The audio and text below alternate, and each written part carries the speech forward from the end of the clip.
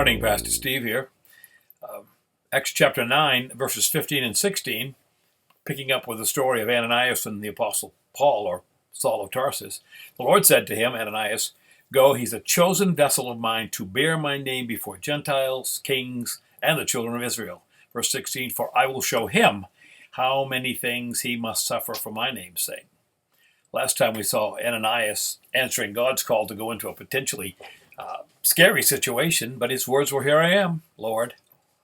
This time we see the one who he went to was entering kind of a hard race himself.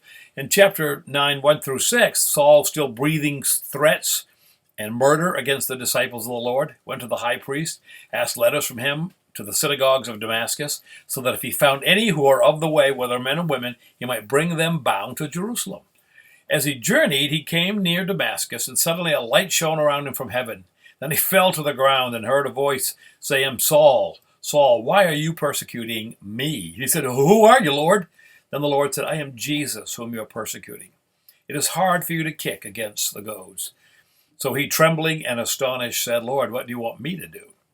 See, the person truly confronted with the truth of Jesus Christ and understanding who he is, very God, must respond as Ananias does and as Paul does. Here I am, Lord, and what do you want me to do, Lord?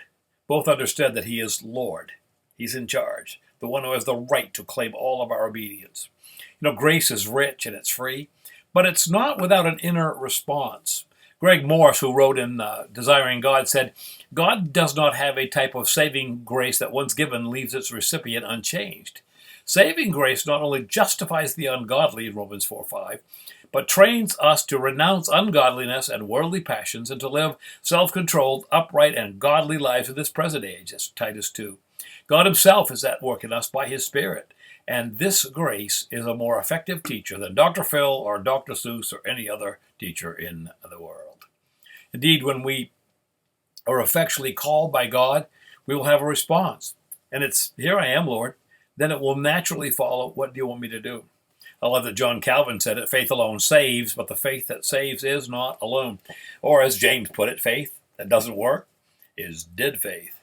Jesus said, if you love me, keep my commandments. In other words, God says, I love you. He has no expectations from an unbeliever.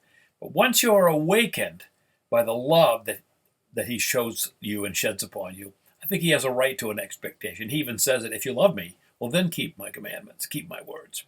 You've been confronted with the powerful saving truth of the good news. Has the death and the burial and the resurrection of Christ impacted your life? Once you really say, here I am, Lord, then the next thoughts should be, what do you want me to do? Now you ponder that.